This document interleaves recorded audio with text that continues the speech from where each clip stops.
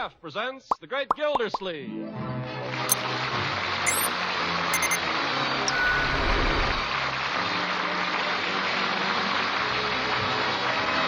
Kraft Cheese Company, makers of Parquet margarine and a complete line of famous quality food products, presents Harold Perry as The Great Gildersleeve.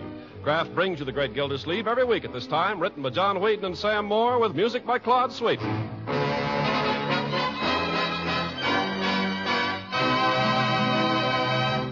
We'll hear from The Great Gildersleeve in just a moment.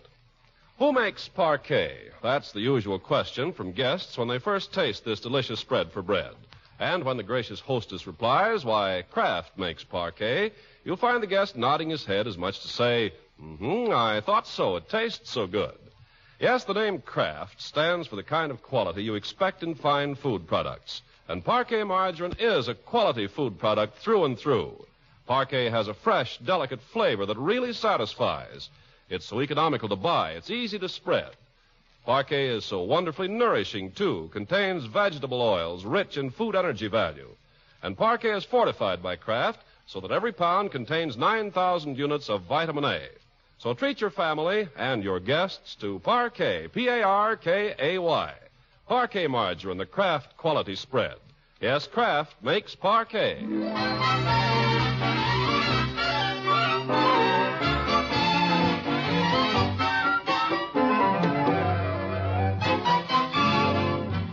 How goes it with the Great Gildersleeve? Well, the old boy is fit to be tied. It's a long story. Maybe we'd better go back a couple of days to Washington's birthday.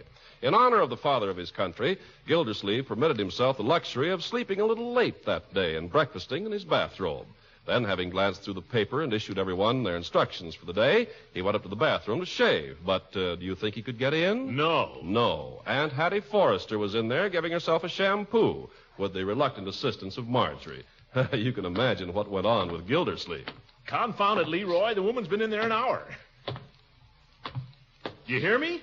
I said she's been in there an hour. I heard you. Well, answer then. What do you want me to answer? I don't know. Don't ask me foolish questions. Okay. And don't be sitting on the banisters. Okay. What do you want to do, break your neck? It's my neck. If your neck is going to be broken, I'll break it. Okay. Gosh. An hour and a half now. How much longer in there? Just a few minutes, Throckmorton. She says just a few minutes, Uncle Morris. A few minutes? She's been in there for 2 hours. I give up. Let's go downstairs, Leroy. Okay, I'll beat you down, Unc. Leroy! Whoops! Sorry, Bertie. Leroy, I told you to keep off those banisters. You almost knocked this cup out of my hand, Leroy. That would have made a fine mess. What do you got there, Bertie? An egg.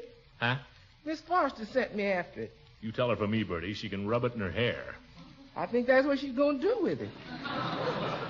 What? Yes, sir. First, it's go get me some olive oil. And then she wants some lemon juice. And now it's an egg. I don't know whether she's going to wash her hair or bake an omelet. She's certainly giving herself the works. All morning long. Up and down, up and down, up and down. My knee's troubling me again, too. No, Bertie. I think maybe I better keep off it for a while. Maybe I'll go stay with my sister until... Oh, now, Bertie, don't get excited. Miss Forrester won't be staying much longer. That's what everybody keeps telling me, but every day seems like she's still here. I know, but... You know what I think, Mr. Gildersleeve? I think she's digging in. You can say that again. Look, Bertie, be patient, will you? We'll get her out of here if we have to blast. But we got to be polite about it, so it'll take a little time. I don't know if I got that much time. Oh, Bertie! Oh, there you are. Have you got the egg? Just coming with you, Miss Marjorie. Well, hurry. Aunt Hattie's got her head in the basin. She'll drown. Take your time, Bertie.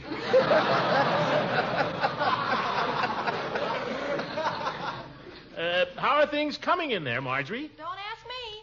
Bertie, wait. Yes, sir? See if you can't hurry things up there a little, will you? Stick with her. Don't leave till she's through.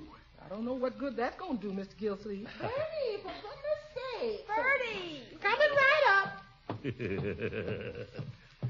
Well, maybe I won't shave it all today. I'll just give up, I think. Say, Unc.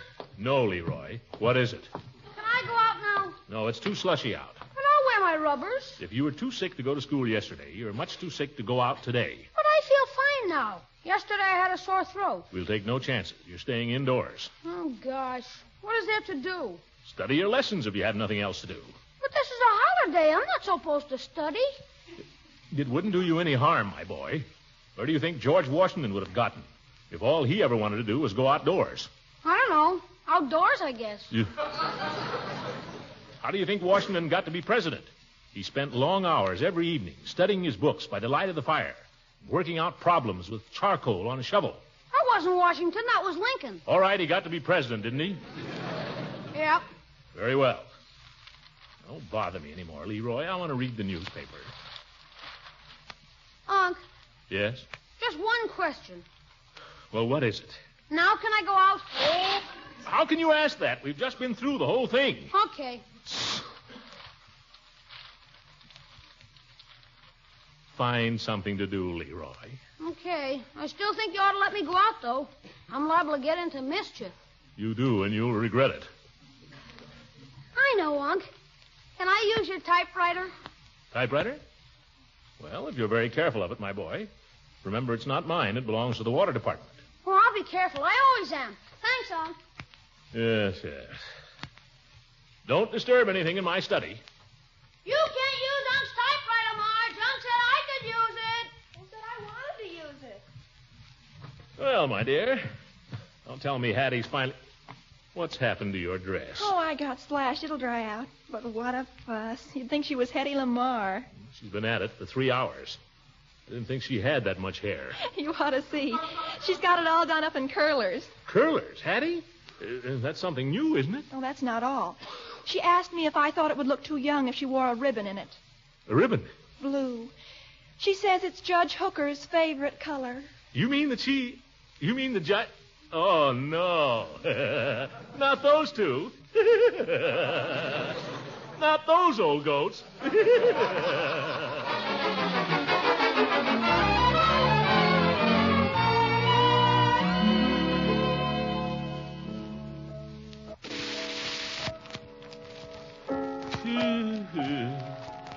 I'm not disturbing you, am I, Throckmorton? No, Hattie, you go right ahead and play. I'll go in the den. I just pay the bills around here, that's all. Well, if I'm disturbing you... No, not at all. I have some work to do anyway. Well, if you're sure.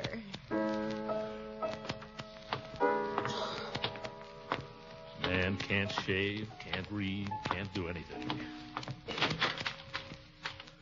Well, what are you two doing in here? Leroy, what are you typing? Nothing, Unc. Nothing. I'm just practicing. He's writing a letter to his girl. I am not. I saw it. It says, Dearest beloved angel. Cut it out. Let him alone, Marjorie. I told him he could use a typewriter. Don't worry, my boy. Nobody's going to look at it. Want to sit here, Uncle Mort? No, sit still, my dear. Just came in here to get away from what's going on in the next room. La-da-da, dee-do-do, dee-dee-dee-da. Been playing that darn thing ever since lunch. The way she plays it, she must have learned it from her hurdy-gurdy. She'd only play it all the way through, but no. That's as far as she knows it. Wait, maybe she's quit. Thank goodness. Now maybe I can read my book in peace. Been trying to read this book for 3 weeks, and I haven't yet got far enough into it to find out what it's all about. What's the book? Forever Amber. There she goes. Oh, my goodness. Isn't it beautiful? Aunt Hattie's theme song. Can you imagine her and Judge Hooker making love, Marge? Oh, my darling. Oh, my beloved. Leroy. You're so beautiful, your face is like a lovely garbage can. Leroy, get away. Kiss me, beloved. Leroy, stop that. I was only kidding, Unc. Well, it's not funny. In fact, it's very unkind. That's no way to talk about your Aunt Hattie. She's been very nice to you. You have no right to make fun of her. She may be a little odd in some ways, but who isn't? As a matter of fact, I'm very fond of your aunt. Or I would be if she'd stop playing that tune.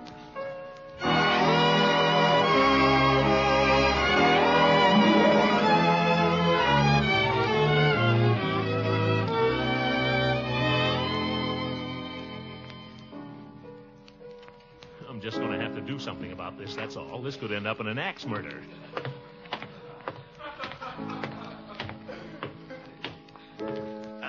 Hattie.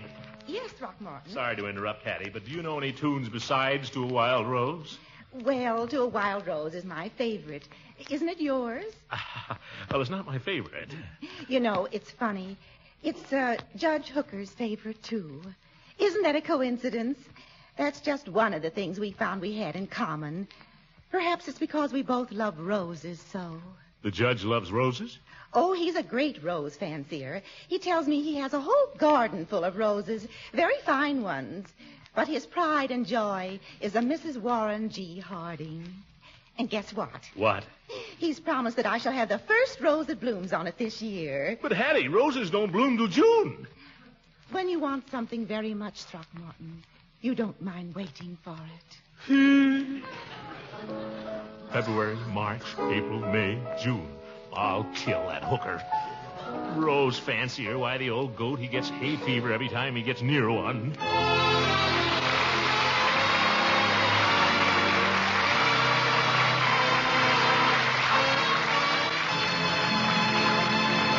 Greg Gildersleeve will be with us again in just a few seconds. If you're up on your nutrition, you know how important that spread for bread is in your family's diet. So get your family off to a right start each day by spreading fresh, delicate parquet margarine on rolls or slices of piping hot breakfast toast. Pack the nourishing goodness of parquet into your lunchbox sandwiches, too. And treat the youngsters to satisfying cracker and parquet snacks when they come home hungry from school. Parquet margarine tastes so good, it's sure to hit the spot with hungry appetites. And speaking of good nutrition, remember that parquet margarine adds extra nourishment, too. Parquet, you see, is rich in food energy value. And every single pound is fortified by Kraft with 9,000 units of vitamin A. So please, your whole family, buy economical Parquet. P-A-R-K-A-Y. Parquet margarine made by Kraft. Yes, Kraft makes Parquet.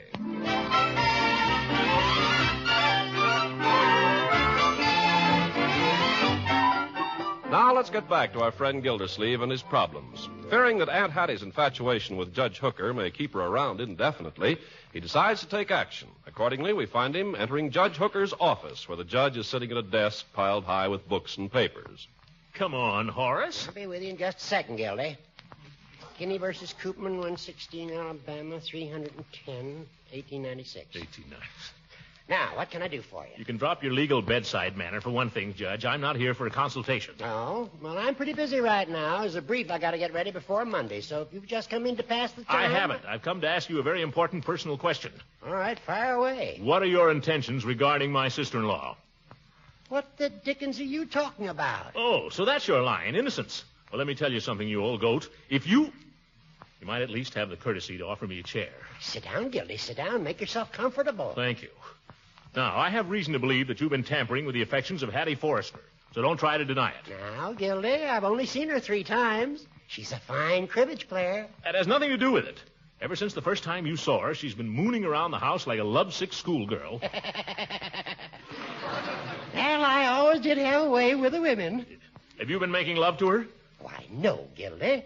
I don't believe so. What do you mean by that? Well, Hattie's a woman. I find her company very pleasant.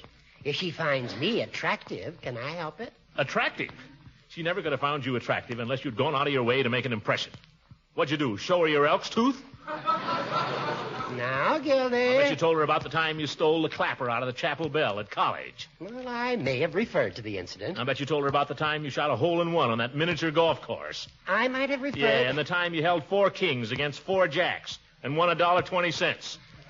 Own up now, didn't you? Well, you can't expect me to remember every detail of our conversation. We discussed a variety of subjects. We talked about books we'd read, movies we'd seen, music we both liked. Music? To a Wild Rose. Did you mention that? I may have. It's one of my favorite compositions in the modern school. Why?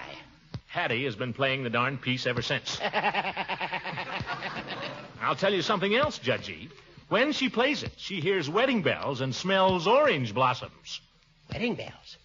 Gildy, I give you my word I never said or done anything along that line. You always did have a way with women, Judge.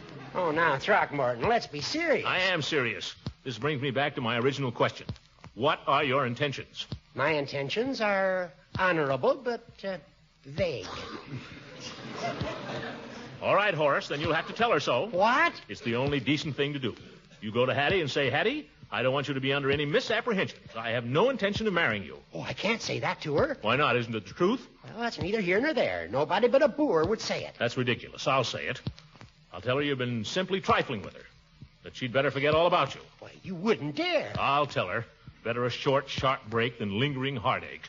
And then perhaps a change of scene. Gildersleeve, if you slander my name to your sister-in-law, I'll sue you. Nothing slanderous, Judge. Only the next time you see her, duck.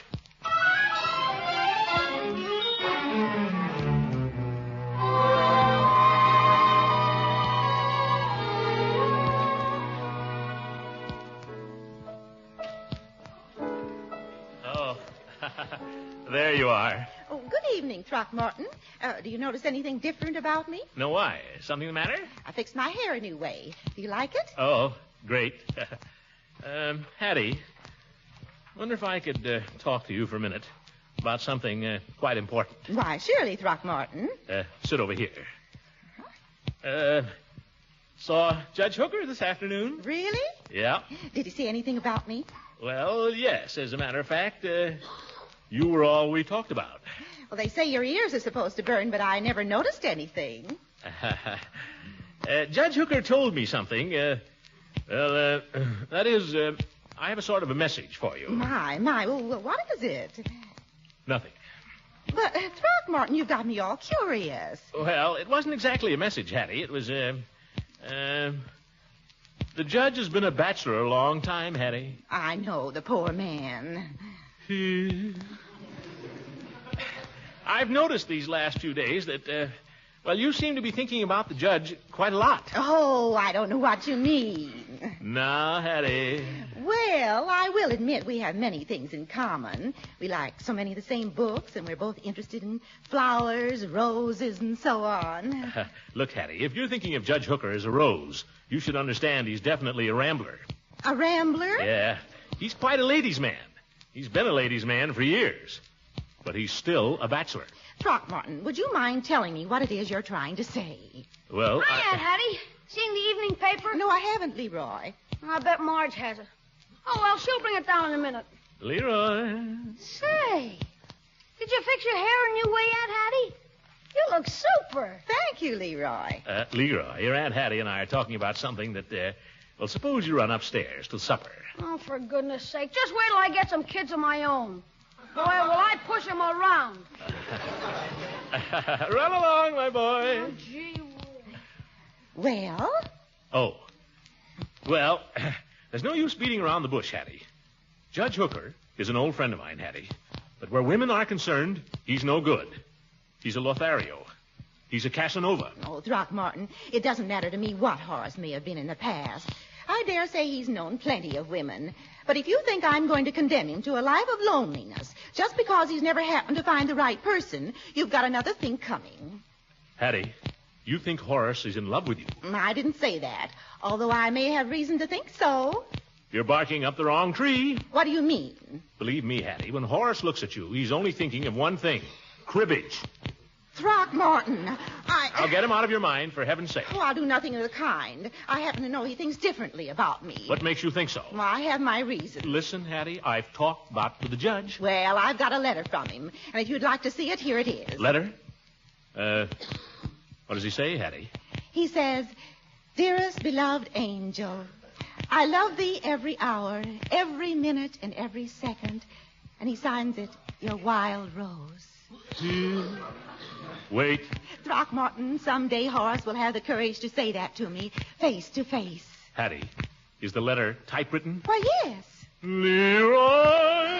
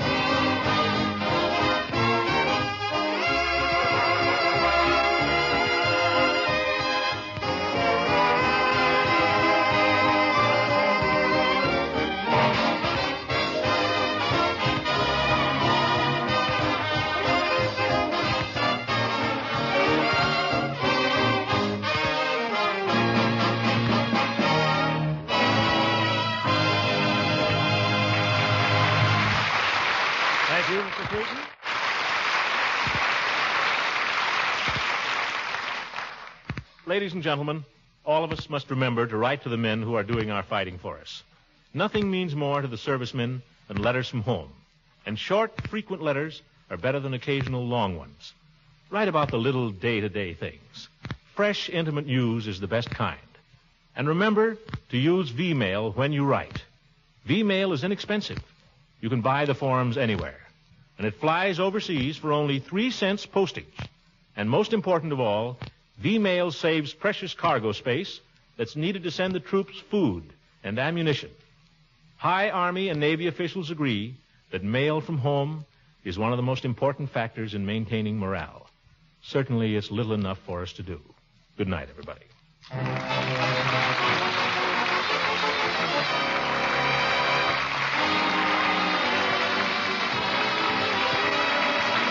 Music on this program was directed by Claude Sweet. This is Ken Carpenter speaking for the Kraft Cheese Company, makers of parquet margarine and a complete line of famous quality food products. Kraft invites you to listen again next week for the further adventures of the great Gildersleeve.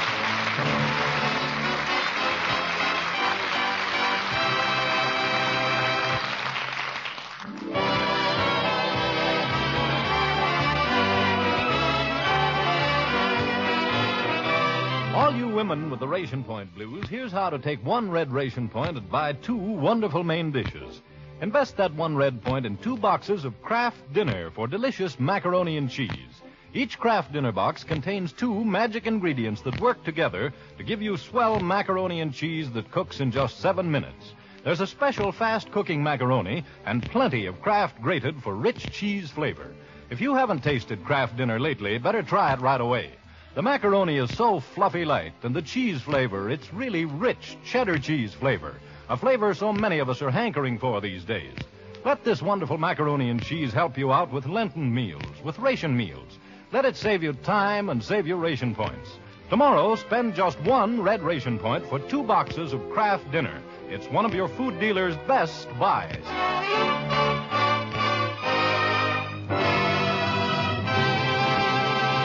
This is the National Broadcasting Company.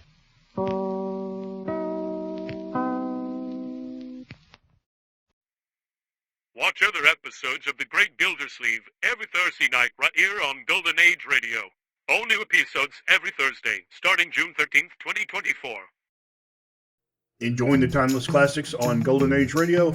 If you're loving the nostalgia and captivating stories, consider supporting our channel with a tip. Your generosity helps us continue bringing you the best of vintage radio entertainment. Simply click on the link in the description. Thank you for being part of our community.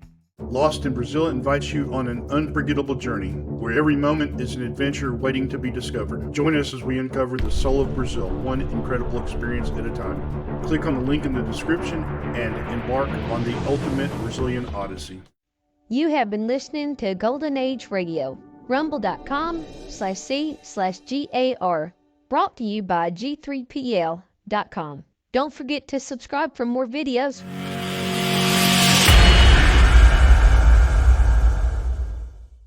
I would like to extend my sincere gratitude to Old Time Radio Research Group for their remarkable efforts in preserving and archiving the captivating world of old-time radio programs. Their dedication to safeguarding these precious audio gems ensures that future generations can relish the enchanting stories, music, and entertainment of the past. Their invaluable contribution allows us to step back in time and experience the magic of radio history firsthand. Their link is in the description below.